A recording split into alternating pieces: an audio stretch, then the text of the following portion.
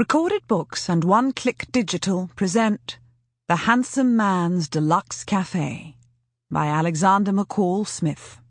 Narrated by Lisette Lecat and directed by Kathleen Gormley. Chapter 1. The women of Botswana now fly aeroplanes. Precious Ramotswe, creator and owner of the #1 Ladies Detective Agency, friend of those who needed help with the problems in their lives, and wife of that great garagiste, Mr. J.L.B. Matukoni, felt that there were, broadly speaking, two sorts of days. There were days on which nothing of any consequence took place. These were in a clear majority. And then there were those on which rather too much happened.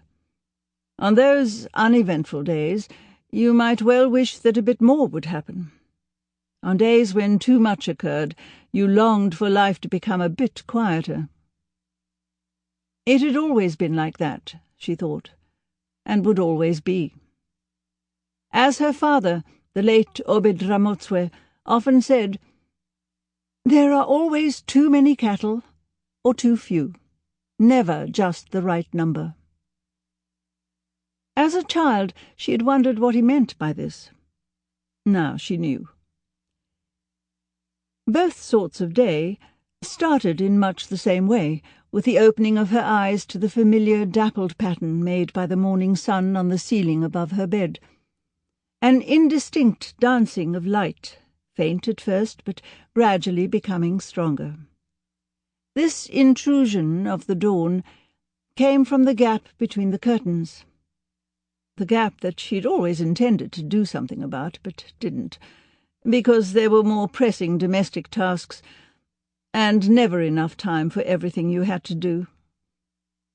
And as long as curtains did their main job, which was to prevent nosy people, unauthorized people, as Makutsi would call them, from looking into her bedroom without her permission, then she didn't have to worry too much about their not meeting in the middle. She woke up at more or less the same time each morning, thought for a while about getting up, and then rose, leaving Mr. J.L.B. Matukoni still deeply asleep on his side of the bed, dreaming about the sort of things that mechanics, and men in general, dream about.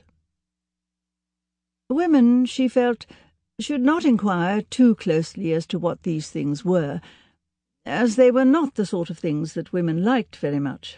Engines and football and so on. Sample complete. Ready to continue?